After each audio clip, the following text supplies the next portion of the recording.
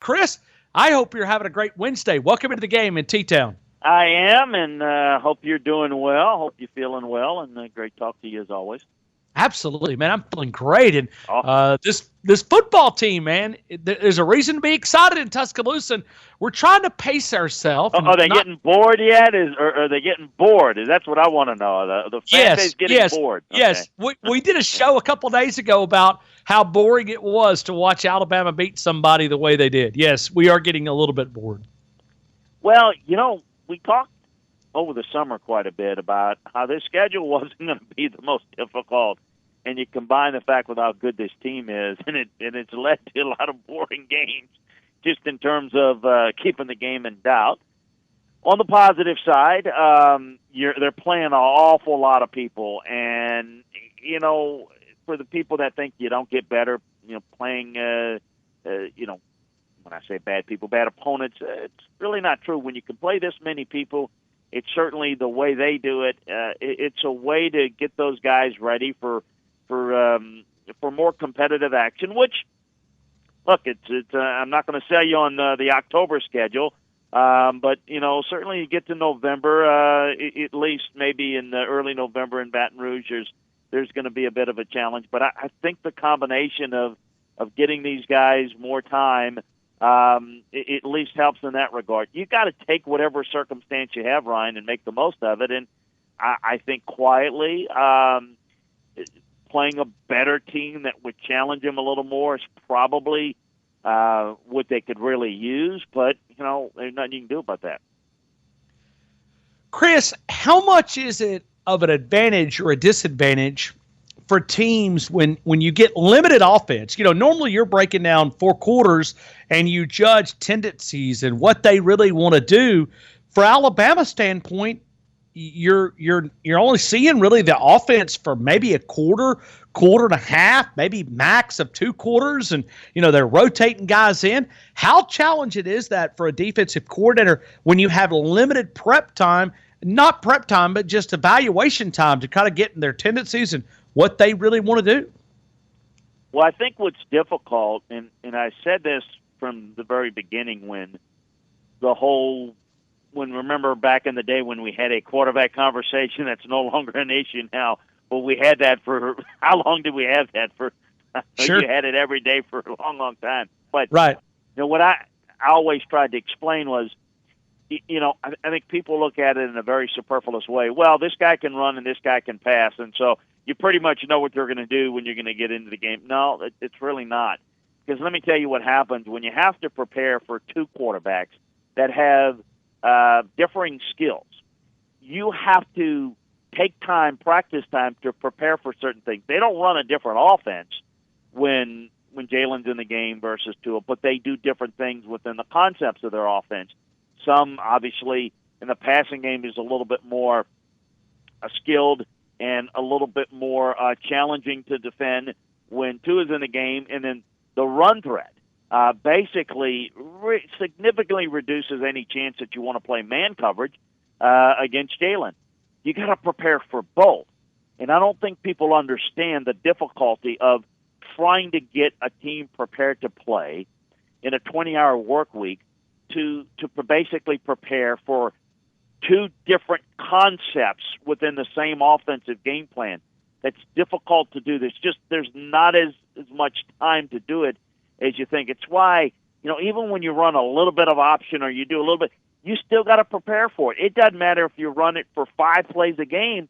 What if it's a crucial play? You got to be prepared for it. So I think it's very difficult. You throw in the fact that it's, not just defending 2 quarterbacks, but defending receivers that can run all over the lot. Trying to get off blocks against that front, trying to defend the run. I mean, there's a lot of things to try to attack, to try to prepare for. That's difficult to attack. So I think it's very difficult to answer your question. Chris, you've worked around this guy. You know a lot about Nick Saban and the process and how he's worked everything.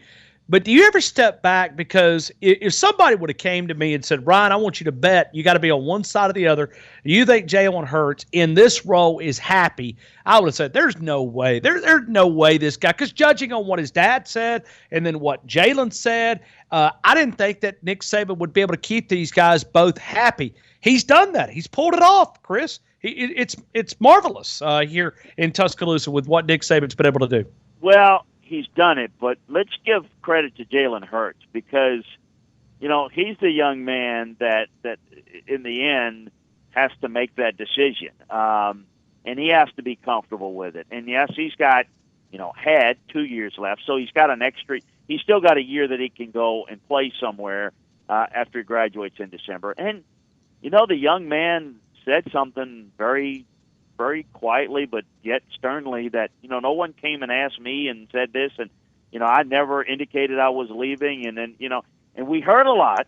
We definitely did about the dad, putting his 2 cents in and all, but, never, from my understanding inside that program, never once did that kid come in with a sour look on his face or anything but a team concept. And I kind of went on a tangent on my podcast yesterday about, and this was a bigger picture thing. It was not any one thing, but it had to do with some of the issues that go on in the NFL, be it a Le'Veon Bell or what happened with Kelly Bryant at Clemson, that the erosion of the team concept, it is a very much a look at me society and let me try to take care of myself and my own. But this young man has shown a loyalty to this program that I think the fan base at Alabama showed their appreciation and knowledge of the circumstance of once he went into the game, that the whole talk about that, well, he's going to sit out, he's going to refuse to play.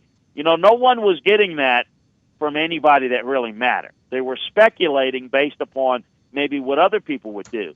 I don't know. I think that Nick Saban deserves a lot of credit, and that staff deserves a lot of credit of working with both quarterbacks and having a role for them and playing both.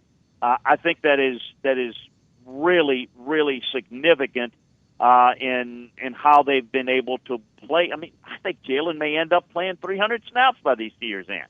Now, a lot of it has to do with the fact that they're blowing people out.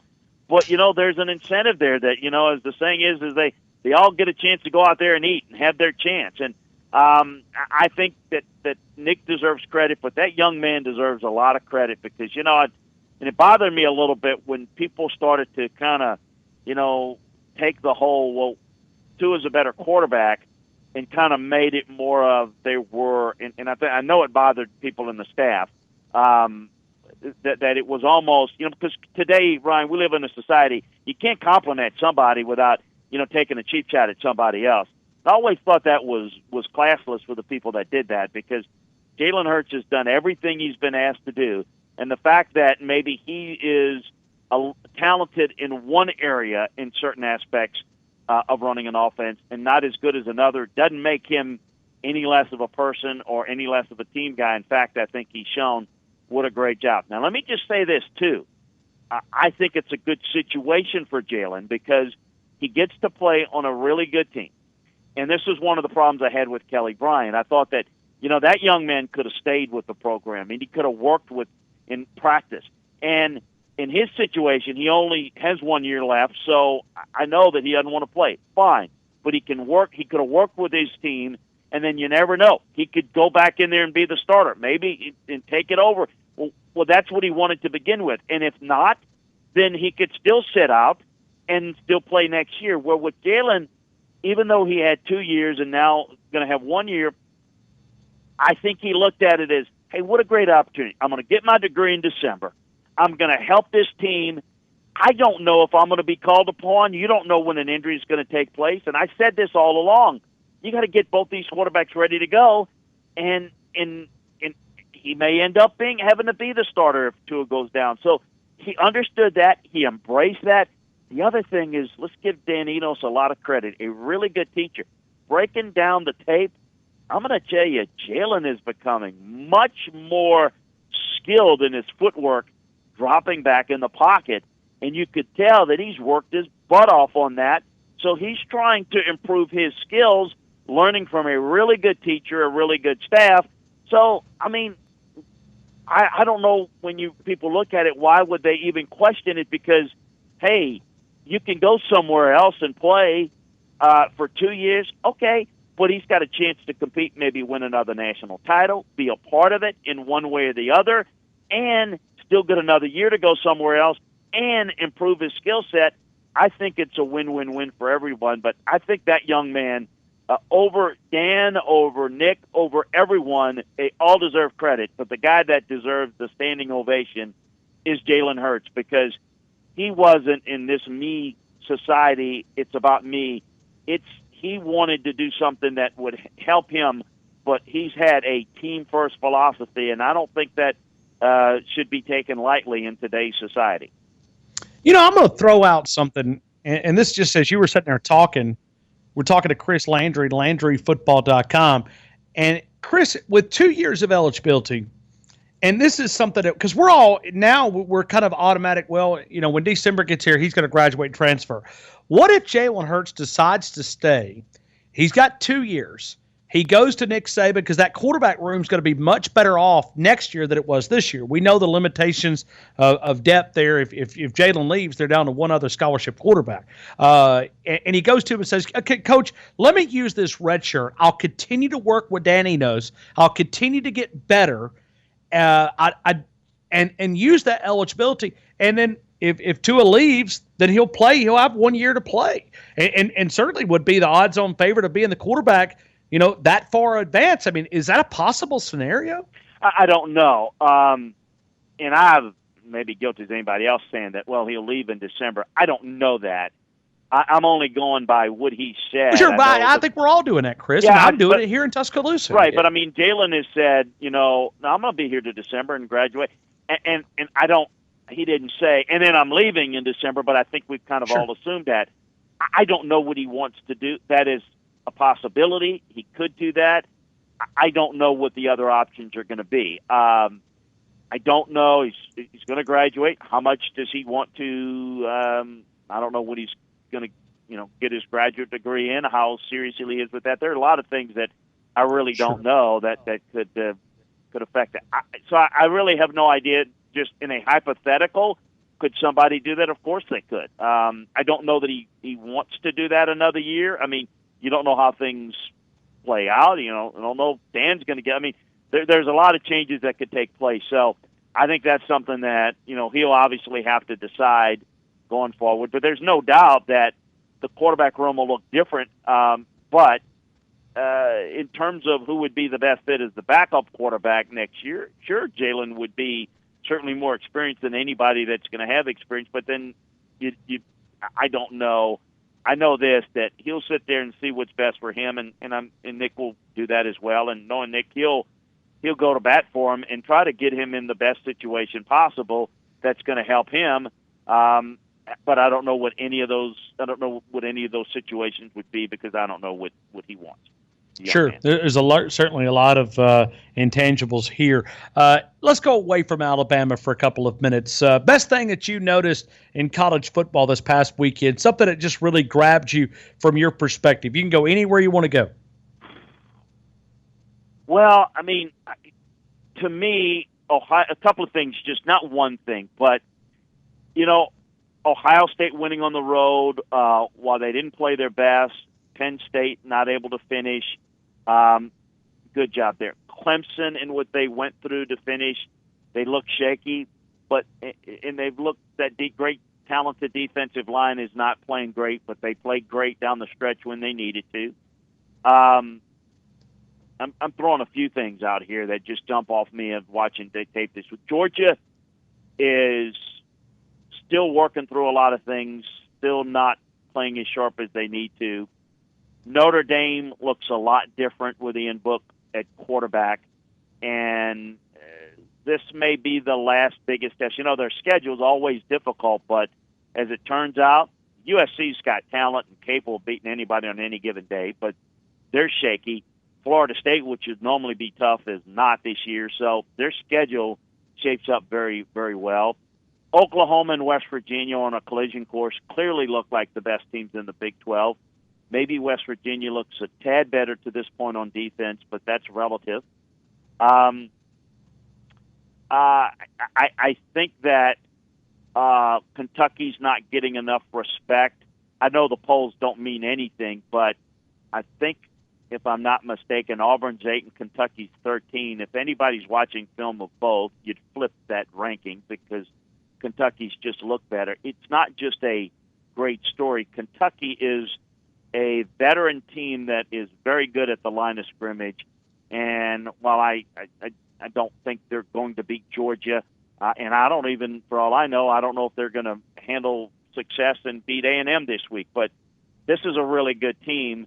The other things that jump out at me, I still think there's a pretty big gap between the first and second teams in the East and West. LSU, Florida will say a lot about both, but I think LSU here in this next LSU, Florida, and Georgia in the combination in the next 3 weeks. Everyone wants to, predict this and predict that. We're going to know about those three teams the next, because you got LSU, Florida, then LSU, Georgia. You got Florida, Georgia. We're going to see how all that shakes up in the month of October. And so that's more than you want, I'm sure. But those are things that jumped out at me this week. Well, that's why I like to give you the flexibility to go which way you want to go and not try to put some constraints on you. Not a Pac-12 team capable of making the playoffs. Notre Dame, without being unbeaten, potentially if they are. No conference championship game. Let's watch that. We'll see if Clemson can get by this. I mean, I'm starting to look ahead towards the first rankings and where that second team might be, because I'm thinking in terms of the team that loses out in the SEC. Let's just say, for the sake of discussion, it's Georgia. How they might stack up against, an unbeaten Notre Dame, for example. That's already starting to creep into my mind. Although a lot of time is going to determine that. Chris, when you look at this game against Arkansas, is Vegas has it at 35 points. Do you see it the same way, type breakdown of this game and talent level and the trip to Fayetteville for Alabama? Yeah, I don't see this as the trap game that Nick does.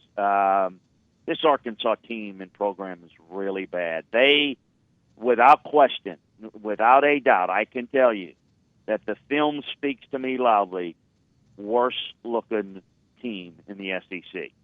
Vanderbilt's better, Ole Miss better, Tennessee's better, all better than Arkansas right now. They really are bad, and it's a combination of things.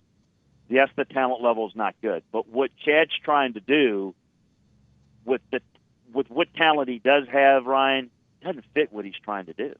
I mean, and I'm not. That shouldn't be a surprise, because Chad comes from that. We're going to run spread. We're going to run tempo. Well, he doesn't have linemen that can do that. All Brett Bielema did was he was trying to mimic LSU and Alabama and being physical. So you're talking about square peg round hole, and he's not doing a very good job, quite frankly, of trying to figure out, what to do. Now, they competed last week against A&M. A&M didn't play very well in stretches, and had some issues. But this is not a good-looking team. Now, the one thing is they're going to play, I would expect they're going to play hard. But I don't know if I see a win on their schedule in the SEC this year. I really don't. Maybe against Ole Miss's defense. Vanderbilt's defense, probably Vanderbilt did play well against Tennessee State. I don't know that I see a win of Arkansas in the SEC this year. I really don't. I don't know that they beat Tulsa on the 20th, to be honest with you. It's that bad. Wow. Chris Landry, LandryFootball.com. Chris, let's talk about the website. Let me throw it back to you and invite people how they can connect with you. Certainly, Landry Football on the Twitter account's a great way to get a lot of information. But talk more about the comprehensive website that you offer. Well, we started this a few years ago where we break down the college game and the pro game from inside the film room. We give you a coaching and scouting perspective on what happened, why it happened this past week, and obviously how we see this is going to affect this week. So here's kind of our normal rundown.